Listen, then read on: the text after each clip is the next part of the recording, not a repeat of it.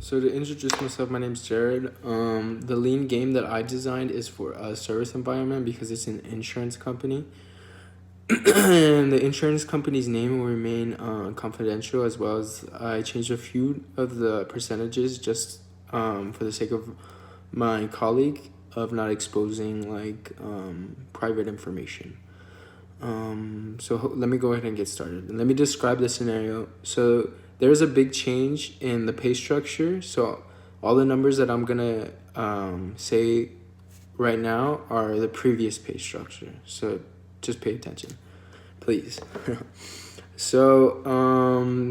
This individual, one of my colleagues, his name is Grant, has a $3 million book of business, and his agency, his insurance agency, writes around 400,000 new items for the year.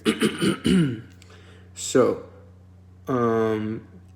what happened with their pay structure before, which is they made around 10% on new business and 10% on renewals. So his renewals basically are his book of business. So he had a $3 million book of business. That means he made around he made exactly $300,000 off that because of the 10%.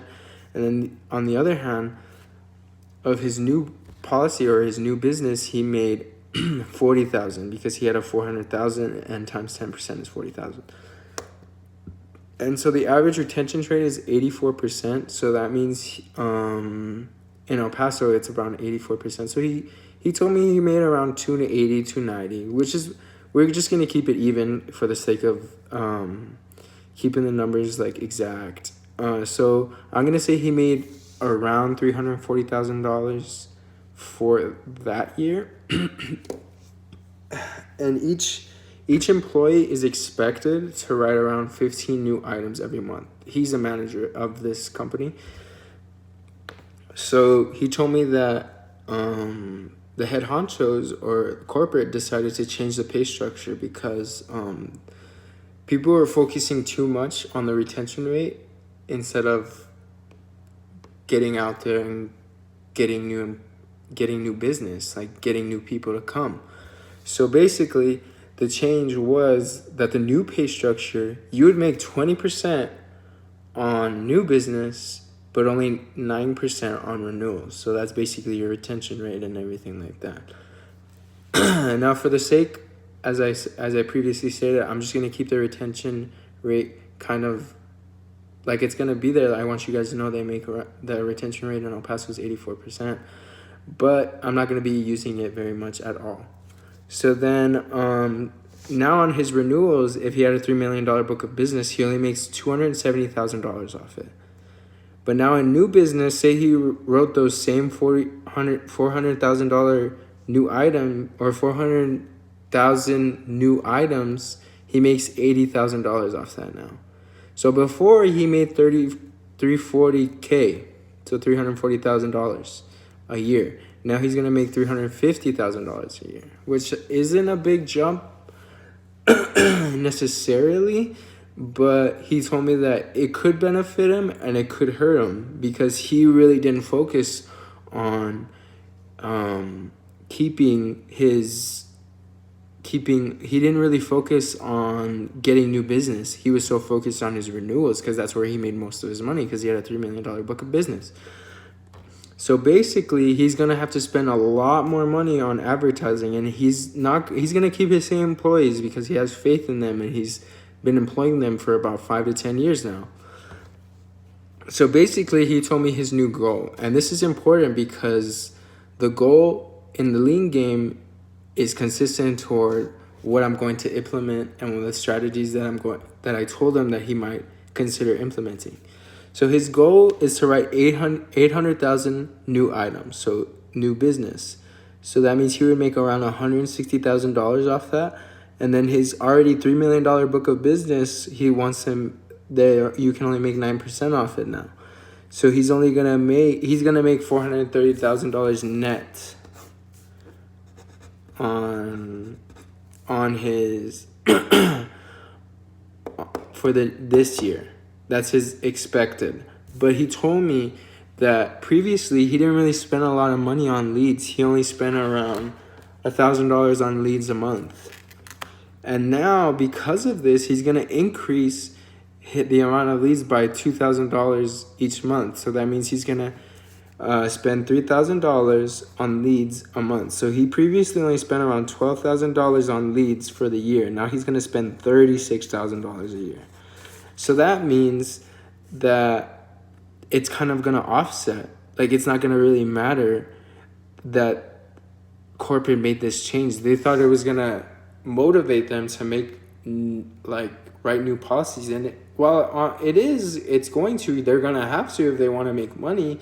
But they're going to be spending a lot more money. They're going to increase overhead by a wide margin.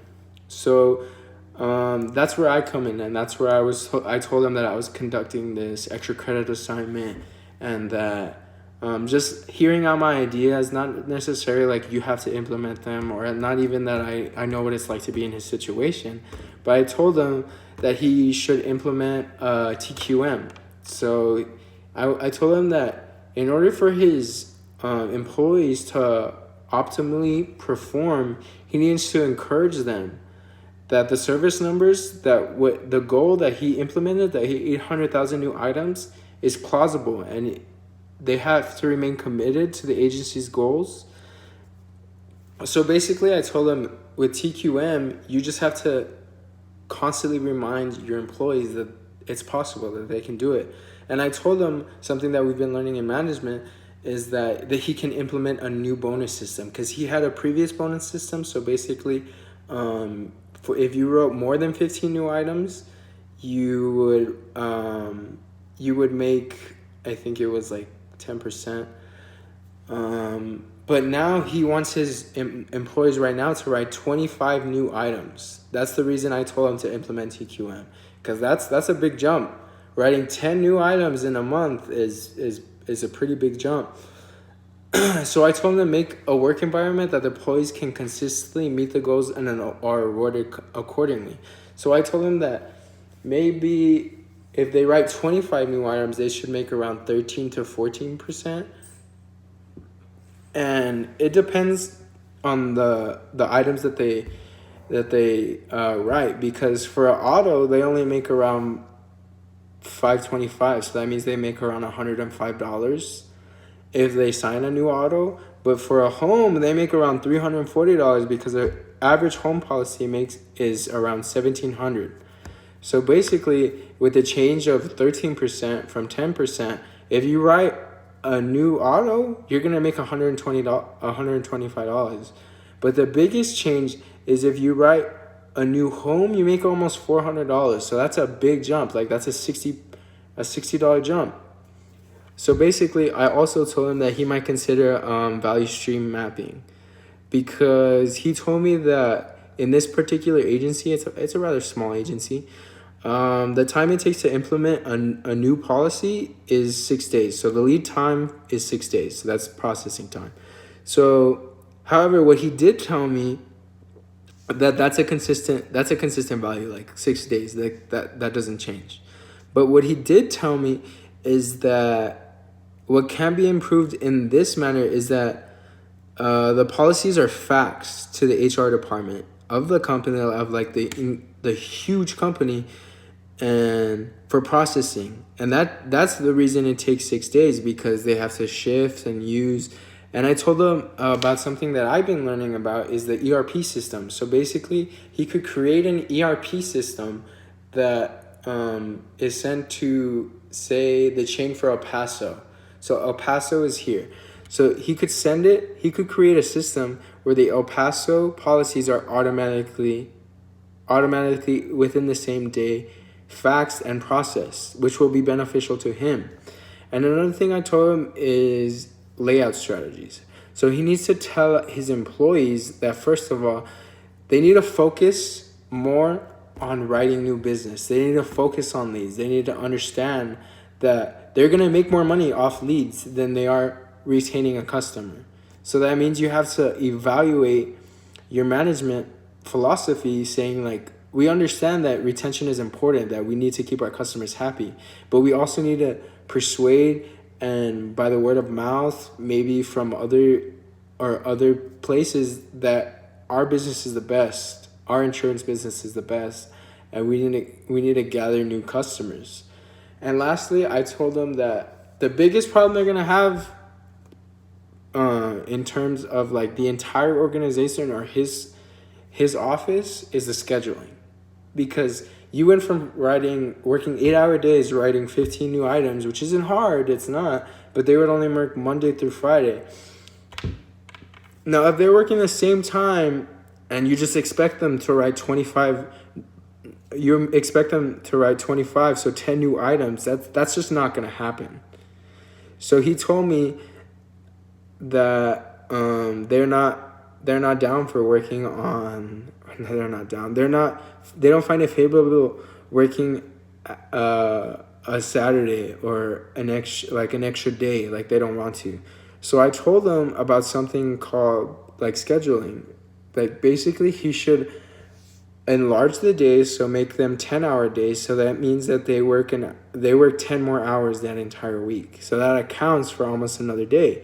Or they could implement just an hour and 30 minutes extra. So instead of working from 8 to 5, just work from 8 to 6:30, so they can get that day. And that's everything that I told him to implement. He told me that he would take it into consideration. He did tell me that he was going to use the scheduling. And that's all I have for you. Thank you.